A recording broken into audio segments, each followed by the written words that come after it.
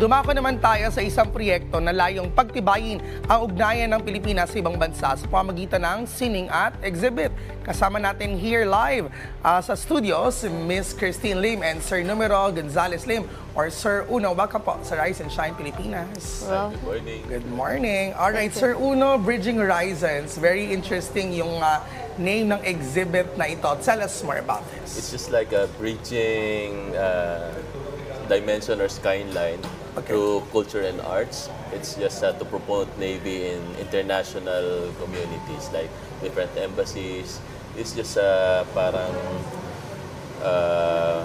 serving our country to Philippine Navy and ayun, promote namin sa mga embassies internationally. You have different kinds of arts ipapakita rito, of course. Ano yung mga klaseng arts yung makikita namin dito and who made this? Miss Christine Lim. Alright. Yes, Miss Christine, you're the one who made this art po. Yes. Okay, so anong klaseng mga art yung makikita natin dito? I'm a missionary visual artist and I'm also a Philippine Navy reservist. Kami po ni Councilor Uno is under NRPAL, the Naval Public Relations Affairs Unit. At bilang mga goodwill ambassadors bilang reservist, Philippine Navy reservist goodwill ambassadors, we are currently doing our best effort to help in our civil military operations. Specifically right now, we think it's much needed to strengthen our diplomatic relations with other countries. Kaya nagawa ang Bridging Horizons because syempre I'm an artist and of course Councilor Uno Lim is a government official at syempre nasa puso talaga natin ang magserbisyo sa bayan.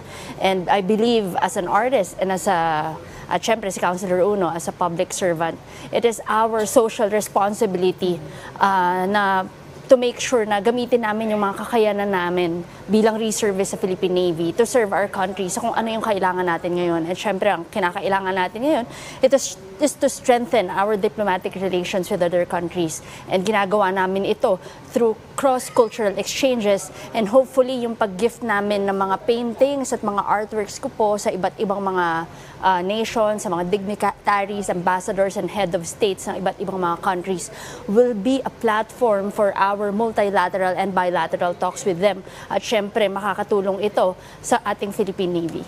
Ang galing, no? Kasi from usually a job na meron kayo, na isama natin yung usapin ng sining. I mean, what inspired you to have this kind of exhibit now? For one, of course, I'm an artist.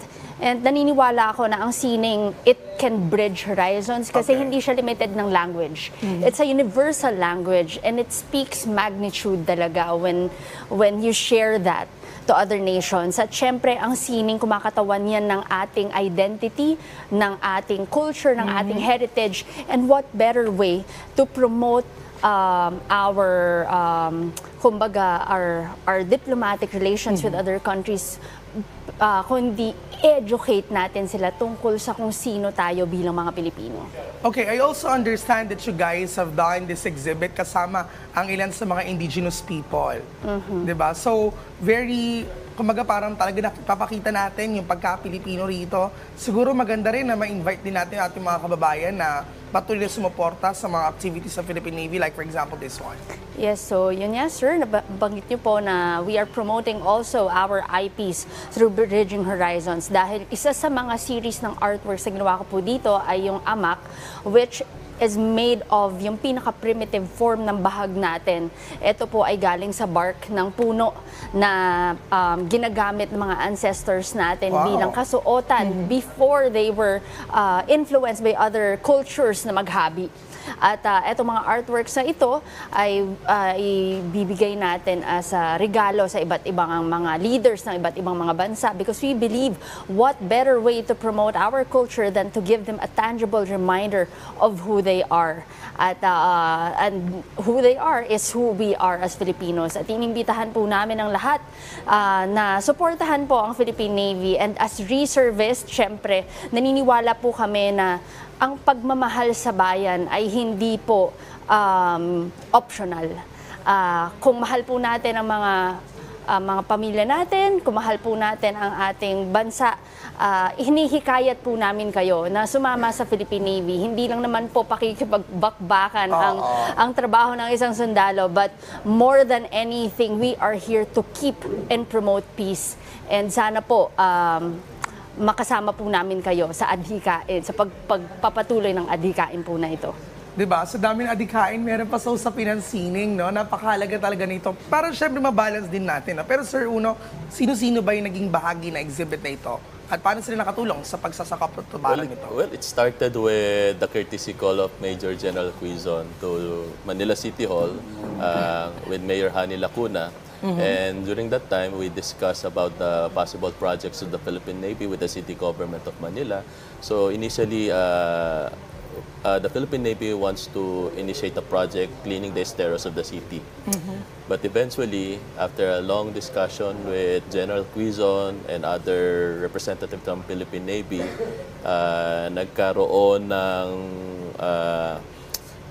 yung usapan na yun na uwi sa what can we do more for the Philippine Navy? Like, for example, not just cleaning esteros, not just cleaning, helping medical mission. So, sa service, sinabi ni Mayor, let's go beyond. So, the Mayor supported the project, and sabi nga namin parang I'm a government official, but parang sabi ko, I'm not just serving my district, my constituent, but also it is an honor also to serve my country. So parang kailangan talagang through this exhibit Bridging Horizon, we can definitely promote Philippine Navy through culture and arts. Ayun. Speaking of culture, you mentioned cross-culture relations with other countries. Anong mga countries ang inaasahan natin matatampok ito? Since I understand, kaka-launch lang nito. Bale, we will take our cue from our flag officer in command, Vice Admiral Adasi Jr. regarding the countries. But definitely, nakaset na po kami bisitahin ng Singapore this month. Ito po ang first stop out of the sa labas ng Philippines ng Bridging Horizons exhibit.